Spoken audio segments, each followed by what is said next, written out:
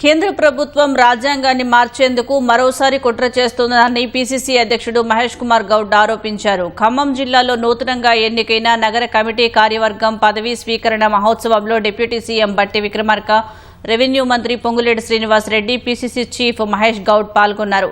నూతన కమిటీ సభ్యులతో మంత్రులు ప్రమాణ స్వీకారం చేయించారు. కాంగ్రెస్ పార్టీలో ప్రతి కార్యకర్తకు గుర్తింపు ఉంటుందని నేతలు పేర్కొన్నారు.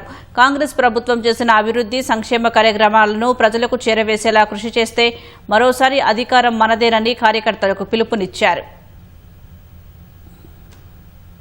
ఈ దేశమే గర్వించే రాజ్యాంగం కాదు, యావత్ ప్రపంచం గర్వించదగ్గ రాజ్యాంగం ఇచ్చినట్టు అంబేద్కర్ గారిని పార్లమెంట్ సాక్షిగా అమిత్ షా అవమానించినట్టు తీరుని ఇవాళ ఒక్కసారి మనం గుర్తు చేసుకునే అవసరం ఉన్నది.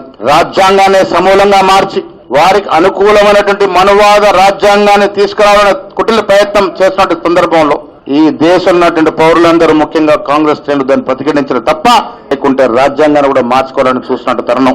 పేదవాళ్ళు గోడుపడ్డది కేంద్ర ప్రభుత్వానికి కేవలం పెత్తందారులను పెంచడమే ధ్యేయంగా ముందుకోతున్న తరుణంలో రాహుల్ గాంధీ గారు ఎక్కడ జనక్కుంట వనక్కుంట భారత్ జోడో యాత్ర చేసి ఆయన పాదయాత్ర నుంచి వచ్చిన నినాదమే జిస్కి జితని ఆబాదీ ఉనికి ఉనికి భాగేదారి.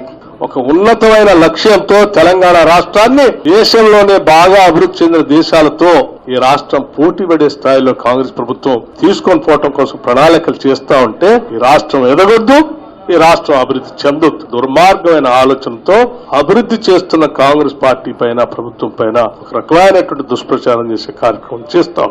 ఈరోజు కాంగ్రెస్ ప్రభుత్వం ప్రజల కోసం చేసే ప్రతి కార్యక్రమాన్ని పాంప్లెట్ రూపేణ బుల్లెట్ పాయింట్స్ తో మీ అందరికీ అందించే కార్యక్రమం చేస్తాం. ప్రతి కార్యక్రమాన్ని ప్రతి ఇంటికి మీరు వెళ్లి మన ప్రభుత్వం మీకోసం ఈ ఇంట్లో ఈ కార్యక్రమం చేసింది అని చెప్పే కార్యక్రమాన్ని చేపట్టి భవిష్యత్తులో ఖమ్మం జిల్లా అంటే కాంగ్రెస్ పార్టీకి కంచుకోట అని చెప్పే ఒక నిర్ణయాన్ని ముందుకు తీసుకొని పోవాలని ఆలోచనతో ఈ రోజు అందరికి విజ్ఞప్తి చేయడానికి మేమంతా ఇక్కడికి వచ్చాం.